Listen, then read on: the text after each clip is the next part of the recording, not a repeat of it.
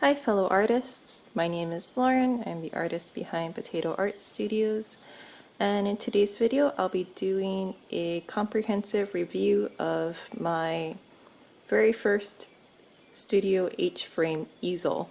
So if you're interested in hearing my thoughts about it and the dimensions, I will be covering that in this video. This is the box for the H-frame easel. I bought this easel from Michael's, which if you live in the United States is a chain of art stores, and this easel retails for, I believe, $210 online. Currently there is a sale going on, and I'll have the price on the screen here if it's still on sale. But when I purchased this easel, I was able to combine another sale code on top of that. So the price I paid was about $70 for this easel. So I got this easel at a really great price. If you are interested in purchasing a large easel, so not something that would fold and sit on your desk, there are two main types of easels, the A-frame and the H-frame, and I'll have two examples on the screen here. When I took a drawing class, I was familiar with the format of an A-frame easel, but because my apartment is carpeted, I felt that it was more appropriate to invest in an H-frame easel.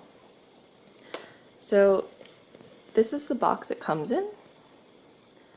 So if you have a small car, for your information, this box measures 6 inches by 6 inches by 5 feet, and I drive a fairly small compact car, so I had to fold the back seat of my car down, and it was able to slide from the trunk into the back seat, and it fit perfectly fine. So it is big, so if I zoom out a little bit, it is quite big. But it is fairly compact because the box, again, is only 6 inches by 6 inches by 5 feet. So chances are it'll probably fit in your car.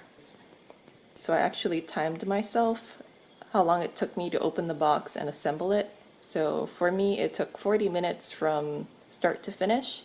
So this is just the box.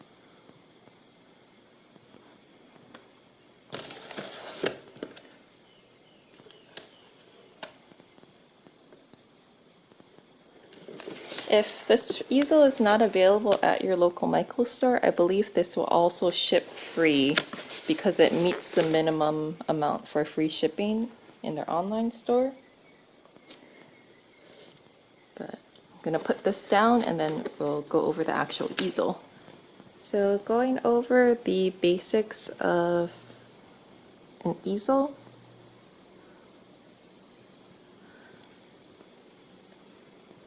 So this is the tray where the bottom of your canvas or your drawing edge will sit. This is the mechanism that allows you to kind of secure your drawing or painting to your easel. If you don't want to use this, you can just adjust it by turning counterclockwise, and you can slide it up or down, or you can take it off completely if you don't want it there. So how this particular easel works is that this tray and this center piece right here, they are one unit. So if you want to adjust the height of your canvas, you're going to have to move this entire unit up and down. So one of the main limitations of a large easel like this is how high your ceiling is. So I took a couple measurements, and I'll also have these measurements listed in the description box because I think they are important if you have a lower ceiling. So at the lowest position of this tray, if I position it to the absolute lowest position it can go, it basically sits 16 inches off the ground, and when it's at its lowest position, the top of the mast will be at 5 feet and 11 inches. So this bottom tray can move 39 inches. So at its highest position, the top of the mast will be at 8 feet and 3 inches. So my easel is currently at a 90-degree position, so if you want to do a bit of math, if you have this easel set at a slightly different angle, you might be able to work at a different arrangement, but those are just the general specs. So minimum height is 16 inches, maximum height is 44 inches, and at the fully extended height, your top of your mast will be at 8 feet and 3 inches. So in most cases, I feel like people normally work sitting or maybe standing. And for myself, I think that I can use this easel at either position very comfortably. This piece here can adjust all the way to the bottom, so you can have any canvas height, basically up to 55 inches according to the box. So if you're not familiar with how to adjust an easel, for this particular model they use a ratcheting mechanism. So the center pole basically has this metal strip here that has a series of bumps, and each bump is a position that you can adjust the easel to. So when you pull this ring here outwards, it will disengage the latch, and then you can adjust the tray up or down. So you can adjust the height in about 1.5 inch increments. That's the distance between the bumps. And so you can adjust it all the way from 16 inches, which would be the lowest position over here, to 44 inches. So right now I have the easel set to about 90 degrees. So if you'd like to adjust the angle, all you do is rotate this knob and the knob on the other side counterclockwise, and then you can tilt this easel. You should be able to adjust your easel to about from 90 degrees to maybe 60 degrees. Here, that would be the normal working angle for most people. And this base, so if you're in a small working space, this base measures 20 inches wide and 23 inches deep. So that's measuring from edge to edge. It's 20 inches by 23 inches. So it's fairly compact. So to show you how you can adjust the angle, I'm going to loosen that so you can see that I can adjust the angle, and I'm going to secure it. Again, so it's very quick to adjust your angle if you need to adjust it. I'm going to pause the camera and show you what it looks like when it's completely folded. So this is the easel completely folded. So to fold the easel, all I did was loosen the two knobs on either side and basically fold the base, which is this section here, towards the main part of the easel, and it collapses on itself. So in this folded position, your easel will stand 76 inches tall and 20 inches wide. So if you're looking to store it in a narrow spot, this is 7.25 inches. If you really don't have space for it, you can slide this entire piece off, but it's sort of a hassle, and you'll have to kind of reassemble your easel when you want to use it again. So if you want to take this tray off and store it separately with the mast, your depth will be reduced from 7 inches to less than 4 inches, so 3.75 inches. So this is pretty compact. I wasn't anticipating it to be this compact. I plan on storing my easel when I'm not actively using it actually behind a bookshelf that I have, and I think that'll work pretty well.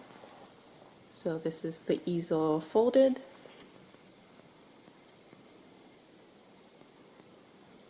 So now I'm going to unfold the easel and put some artwork on it so you can kind of get an idea of what it looks like in use. I just reassembled the easel and I put up one of the drawings I just started. So for reference, the drawing of a cat, this drawing measures 16 inches by 20 inches, and the piece of cardboard that I have it mounted to measures 20 inches by 30 inches. So I'm going to zoom out and have you get an idea of what it looks like. So right now, where it is currently, I can comfortably work with my drawing in this position because the head of the cat is basically my shoulder height, so it works really well. So this is a good standing position for me. If I were to work sitting, again, I can just pull this ring out and lower it about a foot, and now it would be the perfect height to work with if I'm sitting down. I think this is a great beginner easel. So far I don't have any complaints. The only difficult part was figuring out the assembly instructions. So I will have a picture of the assembly instructions on the screen here if you want to take a look at them, but basically none of the parts are labeled. So I had to go off of looking at the picture of the easel on the box to guide me how I was going to assemble it. But you'll figure it out, it's not too hard. So you do need a screwdriver. There are two screws that are a little bit difficult to screw in because only the pilot hole is drilled. So if you do have a power drill, it might save you about 5 minutes. But if you don't, you can do it by hand and it'll just take a little bit longer. That is my review of the Michaels Studio H frame easel. The one thing I really want to stress is that if you are trying to work in a large format, it's much easier to work on a larger easel than a desktop or tabletop easel, and that's because it's just more manageable to adjust the height of your painting or your drawing. So when you switch over to doing larger pieces of work, I would highly recommend in looking into easels. I think for just a base easel with no fancy bells and whistles, you can usually find them just about $100 to $120 US. I was able to buy this easel on a double sale, so there was a existing sale and I was able to apply a additional discount. So the amount I paid for this easel was about $70, and that was off the base price of $210. So I think I got this easel at a steal. I hope you found this video useful. If you have any questions for me, leave them down in the comments and I will be sure to answer them and get back to you. I will have another video up for you next week, Tuesday, so if you'd like to see more content from me, subscribe, turn on your notifications if you'd like to, and thank you very much for watching. I will see you in my next video.